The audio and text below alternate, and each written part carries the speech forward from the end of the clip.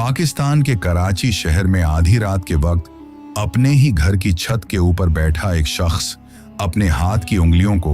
एक ट्रांजिस्टर के ऊपर काफी तेजी से चला रहा था। ये काम करने के दौरान वो बार बार अपनी छत से नीचे गली में झांक कर देख रहा था, क्योंकि शायद उसे ये एहसास हो गया था कि आज की रात उसकी आखिरी रात है और उसका खेल अब खत्म होने वाला है। क्योंकि कराची शहर की जिस गली में उसका घर था, उस गली में कुछ देर पहले से ही पाकिस्तान आर्मी की गाड़ियों की आवाजाही बढ़ गई थी और पाकिस्तान आर्मी के जवान एक एक घर के दरवाजे को खुलवाकर सभी घरों की तलाशी ले रहे थे। लेकिन उस शख्स के लिए सबसे अच्छी बात यह थी कि इन सब चीजों के दौरान भी उसे थोड़ा बहुत वक्त और मिलने वाला था, क्योंकि उस गली में उसका घर सबसे आखिरी में था। ऐसे में जब तक पाकिस्तान आर्मी के वो जवान उसके घर की दहलीज तक पहुंचते हैं और जैसे ही उसे अपने घर के दरवाजे के ऊपर दस्तक सुनाई देती है, तो उस दस्तक के सुनाई देने से पहले ही उसने अपना काम पूरा कर दिया था। पर जैसे ही उसे यह महसूस हुआ कि अब पाकिस्तान आर्मी के जवान उसके घर के दरवाजे तक भी पहुंच चुके हैं, तो उसने तुरंत ही उस ट्रांजिस्टर को अपने घर की छत के ऊपर रखी हुई पानी की टंकी के अंदर डाल दिया, ताकि किसी भी हालत में पाकिस्तान आर्मी के जवानों के हाथों कोई ऐसा सबूत ना लगे जिससे उसके पकड़े जाने के बाद भी उसका मिशन फेल हो जाए। उस वक्त उसको अपने पकड़े जाने का इतना अफसोस नहीं था, लेकिन उसके मन में बस डर इसी बात का था कि किसी भी तरीके से उसने अपना वो जो सीक्रेट कोड उस ट्रांजैक्शन के जरिए सरहद पार हिंदुस्तान तक भेजा है, वो किसी भी हालत में पाकिस्तान आर्मी के जवानों के हाथों नहीं लगना चाहिए। हालांकि मैं जानता हूं कि अब आप लोग यही सोच रहे होंगे कि आखिर पाकिस्तान के कराची शहर में रहने वाला कोई शख्स भला हिंदुस्तान तक कोई सीक्रेट कोड क्यों भेज रहा होगा, और अगर वो भेज रहा था तो उसकी असली पहचान क्या थी, और आखिर उस कोड में ऐसा क्या था जिसे वो अपनी जान को भी दांव पर लगाकर किसी भी हालत में हिंदुस्तान तक भेजने की कोशिश कर रहा था। तो सुनो, इस कहानी की शुरुआत होती है 1970 के दशक से, वो दौर जब हिंदुस्तान और पाकिस्तान की सरहद पर दोनों देशों के बीच तनाव काफी ज्यादा बढ़ चुका था, क्योंकि ईस्ट पाकिस्तान, जिसे आज बांग्लादेश के नाम से जाना जाता है, वो किसी भी हालत में पाकिस्तान से अलग होकर अपना एक स्वतंत्र देश बनाना चाहता था, और उसकी इस मुहिम में हिंदुस्तान का उसको भरपूर सहयोग था। इसी वजह से पाकिस्तान को इस बात की चिढ़ लगी हुई थी कि हिंदुस्तान ईस्ट पाकिस्तान को उससे अलग करवाने के लिए ये सब क्यों कर रहा है, और यही तनाव आगे जाकर 1971 की जंग में बदल जाता है, जिस जंग में दोनों देशों के बीच युद्ध होता है। लेकिन इसी युद्ध में पाकिस्तान के कराची शहर में रहने वाले इस शख्स का चाचा लापता हो जाता है, जिस शख्स के बारे में इस वीडियो की शुरुआत में मैंने आप लोगों को बताया था। दरअसल जो शख्स ट्रांजिस्टर के जरिए उस रात हिंदुस्तान तक एक सीक्रेट मैसेज भेज रहा था, उस शख्स का नाम आरिफ कुरैशी था, और आरिफ कुरैशी के चाचा पाकिस्तान आर्मी में तैनात थे, जो कि 1971 की जंग के दौरान लापता हो गए थे।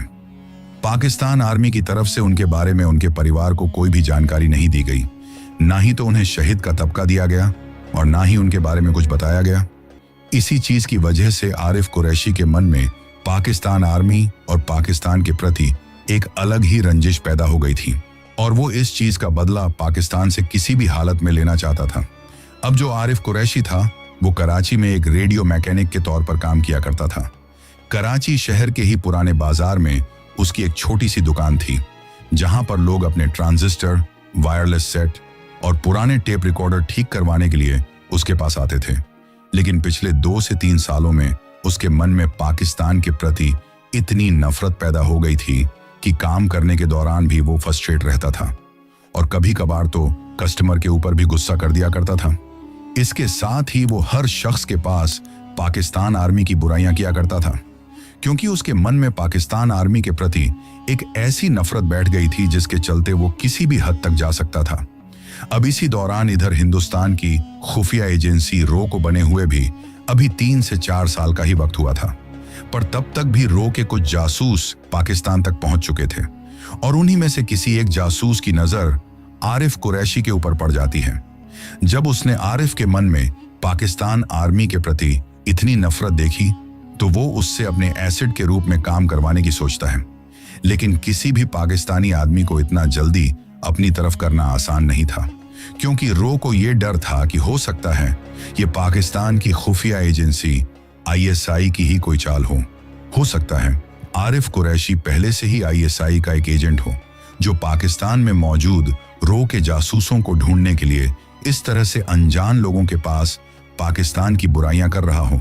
ताकि रो का कोई एजेंट उसके पास आकर अपनी सारी पोल खोल दे। इसी वजह से कई महीनों तक उसके ऊपर नजर रखी गई। रो के अलग अलग एजेंट कस्टमर बनकर उसकी उस रेडियो मैकेनिक वाली शॉप पर अपना सामान ठीक करवाने के लिए जाते थे। धीरे धीरे कई महीनों की रिसर्च के बाद जब सबको ये यकीन हो गया कि आरिफ कुरैशी को रो का जासूस बनाया जा सकता है, तो फिर एक शाम को रो के कुछ एजेंट आरिफ से जाकर मिलते हैं और उसे सारी कहानी समझाते हैं। हालांकि पहले तो अपने ही देश के खिलाफ जासूसी करने के बारे में सुनकर ही आरिफ बुरी तरह से घबरा जाता है, लेकिन फिर उसके मन में पाकिस्तानी हुकूमत के खिलाफ जो नफरत थी, वो नफरत उसे ये काम करने के लिए तैयार कर देती है। क्योंकि उस वक्त तक पाकिस्तान में जनरल जिया ने सत्ता संभाल ली थी और पूरे देश में मार्शल लॉ लागू हो चुका था। इसके साथ ही जिया के सत्ता संभालने के बाद पाकिस्तान की खुफिया एजेंसी आईएसआई को एक्स्ट्रा पावर मिल गई थी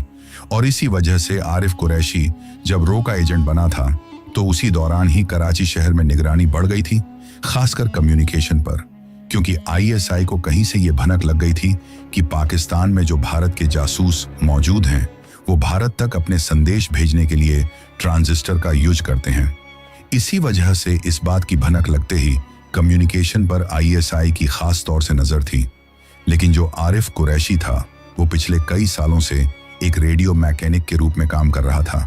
तो उसके लिए ये काम बहुत आसान था,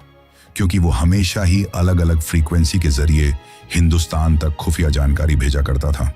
पाकिस्तान की कौन सी वारशिप की अनयूजुअल मूवमेंट है,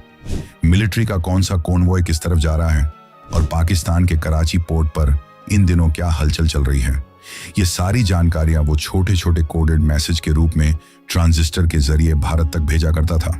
लेकिन उस वक्त आरिफ को यह भी पता चल चुका था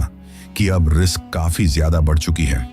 पर एक रेडियो मैकेनिक के रूप में उसकी दुकान उसके इस जासूसी वाले काम के ऊपर एक परफेक्ट कवर थी। क्योंकि अगर कोई भी radio mechanic short wave frequency पकड़ता तो उसके लिए किसी को भी इस बात का शक नहीं होता, क्योंकि उसका काम ही रेडियो फ्रीक्वेंसियों के साथ छेड़छाड़ करना था। पर एक दिन घर जाने के बाद उसे एक ऐसी खबर सुनने को मिलती है जिसे सुनकर उसके पैरों तले से जमीन खिसक गई थी। दरअसल उसका छोटा भाई इमरान कुरैशी आईएसआई में भर्ती हो गया था। इमरान शुरू से ही पढ़ाई में तेज था और उसके मन में अपने वतन के प्रति काफी जोश भरा हुआ था। जनरल जिया के द्वारा मार्शल लॉ लगाने के बाद जब आईएसआई में रिक्वायरमेंट बढ़ी तो उस वक्त उसने भी अप्लाई कर दिया था और कुछ ही दिनों बाद वो आईएसआई में भर्ती हो गया था। हालांकि घर वालों को इस बात का गर्व था और आरिफ भी बाहर से खुश होने का ढोंग कर रहा था, लेकिन अंदर ही अंदर उसे समझ में आ गया था कि अब उसका हर कदम खतरे में है। क्योंकि अब तक तो उसे बाहर की दुनिया से ही खतरा था, लेकिन अब खतरा उसके खुद के घर के अंदर आ चुका था। पर कहीं ना कहीं यही चीज उसके लिए मददगार भी साबित हुई, क्योंकि ट्रेनिंग के बाद उसके भाई की पोस्टिंग कराची पोर्ट के ऊपर ही हो गई थी। ऐसे में उसे कुछ जानकारियां ऐसी थीं जो बड़ी ही आसानी से मिल सकती थी, क्योंकि अक्सर रात के वक्त जब दोनों भाई साथ में खाना खाने के लिए बैठते थे तो आरिफ बातों ही बातों में इमरान से कई ऐसी जानकारियां उगलवा लेता था जो कहीं ना कहीं हिंदुस्तान के लिए मददगार साबित हो सकती थी। पर कुछ ही दिनों बाद उसका काम और भी ज्यादा रिस्क में पड़ जाता है, क्योंकि आईएसआई के द्वारा इमरान को एक काम और सौंपा जाता है और वो काम था कराची शहर में स्पीशियस कम्युनिकेशन एक्टिविटीज पर नजर रखना।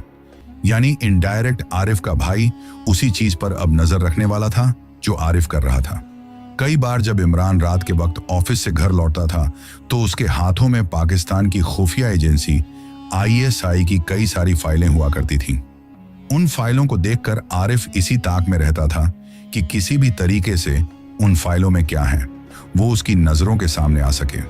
और इस चीज के लिए आरिफ ने एक दो बार इमरान के दूध में नींद की गोलियां भी मिलाई थी, जिससे इमरान जल्द ही सो गया। और उसके सोने के बाद आरिफ चोरी छुपे उसके कमरे में जाकर उसकी जो फाइलें थीं उनको खंगालता है और कई ऐसी खुफिया जानकारी उसके हाथों लगती हैं जो भारत के लिए बहुत मददगार साबित हो सकती थी। लेकिन उन फाइलों को खंगालने के दौरान ही उसे ये पता चलता है कि पाकिस्तान की खुफिया एजेंसी आईएसआई पाकिस्तान में मौजूद भारत के जासूसों को ढूंढने के लिए कम्युनिकेशन नेटवर्क को बहुत ज्यादा टाइट कर रही हैं। और ये चीज उसके लिए एक अलर्ट था कि अब उसे अपना काम बहुत ही ज्यादा सोच समझकर और सावधानी के साथ करना होगा। इसी वजह से अब वो पहले की तरह हर रोज हिंदुस्तान के पास सिग्नल नहीं भेजता था। कभी कभी 10 दिन का गैप देता तो कभी फ्रीक्वेंसी बदल देता। इसके साथ ही उसने सिग्नल भेजने की टाइमिंग भी बदल दी थी। पहले वो घर वालों के सो जाने के बाद रात के 12 बजे के आसपास सिग्नल भेजता था, लेकिन अब वो सुबह के 4 बजे के वक्त सिग्नल भेजने लगा था। लेकिन इसी दौरान एक प्रॉब्लम और हो जाती है कि कराची पोर्ट के जिस एरिया में आरिफ का घर था, उसी एरिया में आईएसआई ने इनलीगल ट्रांसमिशन ट्रेस करने के लिए मोबाइल मॉनिटरिंग वैन तैनात कर दी थी। और वो वैन पूरी रात कराची शहर की अलग अलग गलियों में घूमती रहती थी और रेडियो फ्रीक्वेंसियों को पकड़ने की कोशिश करती थी। इस चीज से आरिफ अच्छी तरीके से ये बात समझ गया था कि अगर उसके द्वारा भेजे जाने वाले सिग्नल कभी भी उस मॉनिटरिंग वैन की फ्रीक्वेंसी में आ गए तो फिर वो अपने आप को नहीं बचा पाएगा। इसी चीज के डर से उसने अगले कई दिनों तक हिंदुस्तान के पास कोई कोड नहीं भेजा। लेकिन इधर दिल्ली में बैठे हुए रो के अधिकारियों को तो इंफॉर्मेशन चाहिए थी, खासकर कराची पोर्ट पर पाकिस्तान नेवी की होने वाली एक्टिविटीज की। लेकिन वो कहते हैं ना कि कई बार जल्दबाजी ही सबसे बड़ी गलती साबित होती है। सरहद के उस पार बैठा हुआ आरिफ सिग्नल ना भेजकर बिल्कुल सही कर रहा था, लेकिन सरहद के इस बार बैठे हुए लोगों से एक बहुत बड़ी गलती हो गई। दरअसल जब कई दिनों तक आरिफ ने कोई सिग्नल नहीं भेजा तो रो के द्वारा उसके पास अपना एक दूसरा एजेंट भेजा जाता है, जो उसे जाकर बताता है कि तुम्हारे द्वारा सिग्नल ना भेजने से पूरा काम रुका हुआ है। इसी वजह से दिल्ली से तुम्हारे लिए ये ऑर्डर है कि किसी भी हालत में तुम सिग्नल भेजते रहो। इसी वजह से आरिफ एक बार फिर से रिस्क लेता है और पहले की तरह ही हर 2-4 दिन से ट्रांसमीटर के जरिए कोड के रूप में दिल्ली तक डिटेल्स भेजता रहता है। पर इस दौरान उसका छोटा भाई, जो कि आईएसआई में था, उसको एक रिपोर्ट मिलती है कि सदर इलाके में किसी इलेक्ट्रॉनिक शॉप से इनलीगल फ्रीक्वेंसी कैप्चर हुई है। अब जिस सदर इलाके की मैं आप लोगों के सामने बात कर रहा हूँ, वो एरिया पाकिस्तान के कराची शहर में एक बहुत छोटा एरिया है और उस टाइम पर तो वहां पर ज्यादा दुकानें भी नहीं थी और आरिफ की दुकान भी उन्हीं दुकानों में से एक थी। पर इस बात की भनक लोकल एजेंट के जरिए आरिफ को भी लग चुकी थी कि आईएसआई को इस बात का पता चल चुका है कि यहां से कोई इनलीगल फ्रीक्वेंसी सरहद के पार पहुंच रही है।